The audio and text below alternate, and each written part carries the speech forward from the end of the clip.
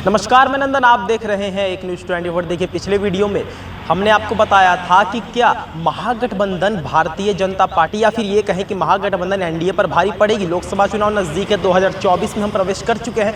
पिछले वीडियो में हमने आपको बताया था कि क्या कुछ कार्य हमने जुड़वाए थे। कुछ कार्य आपको याद होंगे, अगर आप हमारे चैनल पर बने हुए होंगे तो आपको याद होगा पिछली बार हमने जिक्र किया था कि महागठबंधन के कार्य जो हैं वो क्या वो अड़चन बनेंगी बीजेपी या फिर एनडीए कहे तो ज़्यादा बेहतर होगा, एनडीए के जीतने पर। तो संशय बहुत है, विचार बहुत लगाए जा सकते हैं। बहुत सारी ऐसे कॉमा या पॉइंट्स लगा दिए हैं महागठबंधन में जहां पर एनडीए को दिक्कत हो सकता है। जी आपको हम बताते हैं। अब एनडीए की बात अगर हम करें कि पिछले 10 सालों में एनडीए ने ऐसा क्या किया है कि जनता को उन्हें वोट देना चाहिए।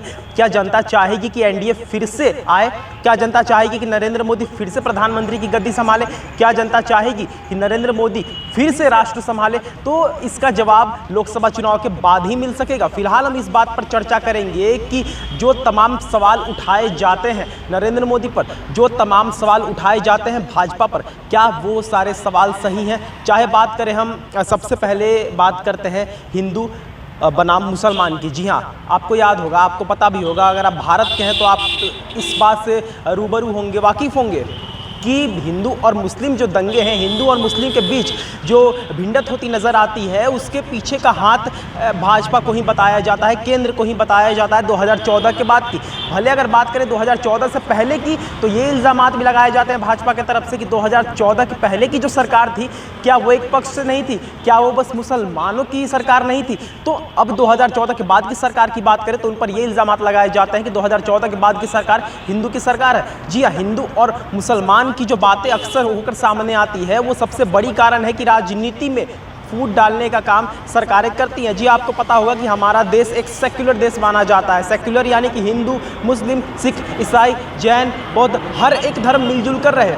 विभाजन जब हुआ था हमारे देश का, जब हमारे देश में विभाजन हुआ था, उस समय विभाजन के बाद पाकिस्तान ने खुद को इस्लामिक कंट्री घोषित कर दिया था, लेकिन हमारा हिंदुस्तान एक सेक्युलर कंट्री बनकर रह गया था, सेक्युलर देश बनकर रह गया था। लेकिन सरकार की वजह से इस देश में हिंदू और मुसलमान में लड़ाई होने चालू हो गई, जिसको हम सिविल वॉर का भी नाम दे सकते हैं। जी हाँ, सिविल वॉर का नाम हम इसलिए दे रहे हैं क्योंकि हमारे ही देश में कुछ हिंदू कुछ मुसलमान आपस में लड़ते भी नजर आते हैं, दंगे भी होते नजर आते हैं। जी हाँ, उस बात से हटकर हम आते हैं टॉपिक पर।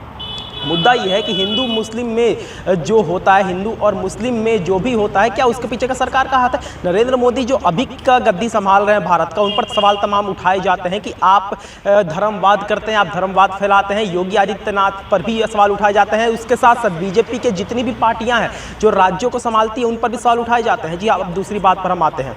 हम जानते हैं कि जिस तरीके से लगातार एनडीए को लेकर, भाजपा को लेकर बातें उठती जाती है, दूसरी बात गोदी मीडिया को लेकर भी सामने आती है। हम पत्रकार हैं, हम समझते हैं कि इस पर भी चर्चा होनी चाहिए। आज सुबह ही की बात करें तो तेजस्वी यादव ने भी इल्ज़ामात लगाए थे कि गोदी मीडिया नाम के भी कुछ पत्रकार घूमते हैं, और हर तेजस्वी नहीं है, हर समय लगातार सिर्फ तेजस्वी की बात हम यहाँ पर नहीं कर सकते हैं। हर समय हर कोई सवाल उठाता है जो विपक्ष में है कि गोदी मीडिया भी घूमती है। गोदी मीडिया कहने का अर्थ यह है कि गोदी मीडिया उसे कहा जाता है जो नरेंद्र मोदी का ही बस बखान करते रहती है, जो सिर्फ नरेंद्र मोदी की अच्छाई गिनवाती है, बुराई नहीं गिनवाती है। बहुत सारी बातें हैं जिसको लेकर चर्चा हो सकता है अगर हम बात करें तो।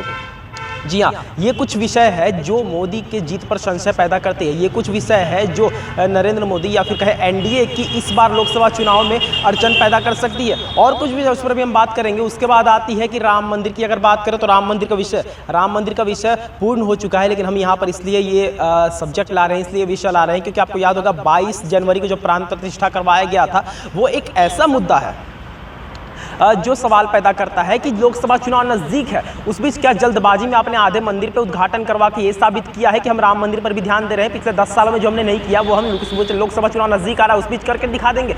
उसके बाद सीबीआई की भी बात आती है, सीबीआई और ईडी की बात भी आती है, आईटी की भी बात भी आती है कि उन लोगों के घर पर छापे पड़ रहे हैं जो भाजपा में नहीं है, जो विपक्ष में है, जो विपक्ष में तगड़े दावेदार है, उनको जेल भेजने का काम भाजपा कर रही है। ऐसे भी उस पर इल्ज़ामात लगाए जाते हैं। लोकसभा चुनाव नज़दीक है, देखना ये होगा कि क्या भाजपा जो 10 सालों से राज कर रही है हमारे भारत देश पर, क्या वही भाजपा फिर से हैट्रिक लगाएगी? क्या नरेंद्र मोदी फिर से हिंदुस्तान पर राज करेंगे? तो सवाल तमाम उठाए जाते हैं। जनता पर निर्भर करता है कि क्या जनता देखना चाहती है नरेंद्र मोदी को, क्या जनता नहीं देखना चाहती है राहुल गांधी को, क्या जनता महागठबंधन को नहीं देखना चाहती है। महागठबंधन भी पूरी तैयारी के साथ है, रैली पर रैली किए जा रही है। भले सवाल कोई भी उठाए, सवाल कोई कुछ भी करे, लेकिन महागठबंधन पीछे होने को तैयार नहीं है। अब बात करते हैं मोदी के और कुछ कार्यों की। कोरोना काल आपको याद होगा, पूरे दुनिया भर में वैक्सीनेशन बांटने की बात हो, फ्री राशन देने की बात हो, बहुत सारी ऐसे योजनाएं भी नरेंद्र मोदी लाए। 2014 से पहले एक भी वंदे भारत ट्रेन नहीं थी, लेकिन 2014 के बाद वंदे भारत की बात करें तो 42 वंदे भारत यहाँ पर बन चुकी है।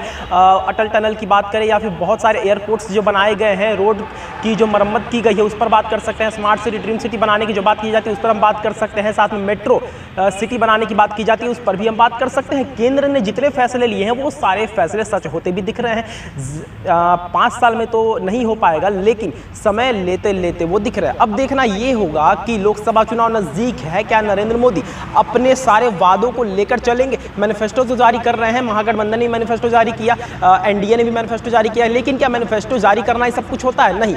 मैनिफेस्टो में आपने जो वादे किए उसको पूर्ण करना भी बातें होती है। 2 करोड़ रोजगार की आप बात करते हैं, रोजगार दे के दिखाएं तब हम मानेंगे। विपक्ष भी लगातार दावा करती है। अगर आप किसी को वोट दे रहे हैं तो ये देखकर वोट करिए कि वो सरकार क्या आपकी बातें सुनेगी, क्या वो सरकार जनता के हित में काम कर रही है। अगर आपको ऐसा लगता है तो आप बिना डर के निडर होकर वोट दीजिए और उसी सरकार को आगे बढ़ाइए जो सरकार जनता के पक्ष में काम करे। तो ये थी आज की रिपोर्ट। बाकी ऐसे और तमाम खबरों के लिए हमारे साथ बने रहे और देखते रहे न्यूज़ 24। मैं नंदन अपने सहयोगी अंकित के साथ। धन्यवाद।